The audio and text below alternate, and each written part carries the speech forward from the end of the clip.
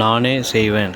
கர்த்தராகிய நான் நீர்மூலமானவைகளைக் கட்டுகிறேன் என்றும் பாழானதைப் பயிர் நிலமாக்குகிறேன் என்றும் அப்பொழுது உங்களைச் சுற்றியுள்ள மீதியான ஜாதிகள் அறிந்து கொள்வார்கள். கர்த்தராகிய நான் இதை சொன்னேன், இதை செய்வேன். எசேக்கியேல் 36:36.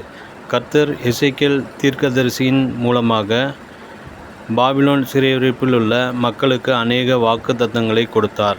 நான் உங்களை மீண்டும் எழுப்பி கட்டுவேன், நீர்மூலமானவைகளை மீண்டும் கட்டி எழுப்புவேன், பாழான நிலத்தை பயிர் நிலமாக்குவேன் என்று வாக்களித்தார். இஸ்ரேல் ஜனங்கள் சிறையிருப்பிலே நம்பிக்கையற்று இருந்தார்கள். இது நடக்கிற காரியம்தானா என்று சந்தேகித்தார்கள். ஆகவே கர்த்தராகிய நான் இதை சொன்னேன், இதை செய்வேன் என்றார். நம்முடைய தேவன் வாக்குத்தத்தங்களின் தேவன். வேதம் முழுவதிலும் ஆயிரமான வாக்குத்தத்தங்கள் கொடுக்கப்பட்டிருக்கிறது. கர்த்தர் தான் கொடுத்த எல்லா வாக்குகளையும் நிறைவேற்றி தம்முடைய நாமத்தை மகிமைப்படுத்தியிருக்கிறார். தேவனுடைய பிள்ளைகள் செய்ய வேண்டியதெல்லாம் அவருடைய வாக்குத்தத்தங்களை உறுதியாய் பற்றி கொள்வதுதான்.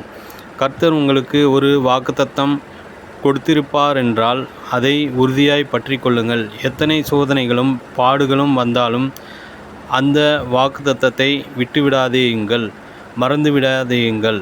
பழைய ஏற்பாட்டு புதிய ஏற்பாட்டு பரிசுத்தவான்களுடைய வாழ்க்கை முறைமைகளை வாசித்து பாருங்கள். அவர்கள் எப்பொழுதெல்லாம் ஜெபித்தார்களோ அப்போதெல்லாம் வாக்குத்தத்தங்களை பற்றி கொண்டு ஜெபித்தார்கள். நீர் இப்படி சொன்னீரே, செய்யும் என்று அவர்கள் மன்றாடினார்கள். நம்முடைய அருமை ஆண்டவர் வார்த்தைகளை சொல்பவர் மட்டுமல்ல, என்ன வார்த்தைகளை சொல்கிறாரோ அதை நிறைவேற்ற அவர் வல்லமையுள்ளவர். அவர் சொல்ல ஆகும், அவர் கட்டளையிட நிற்கும். சங்கீதம் 33:9. அவர் எல்லாவற்றையும் செய்ய வல்லமையுள்ளவர்.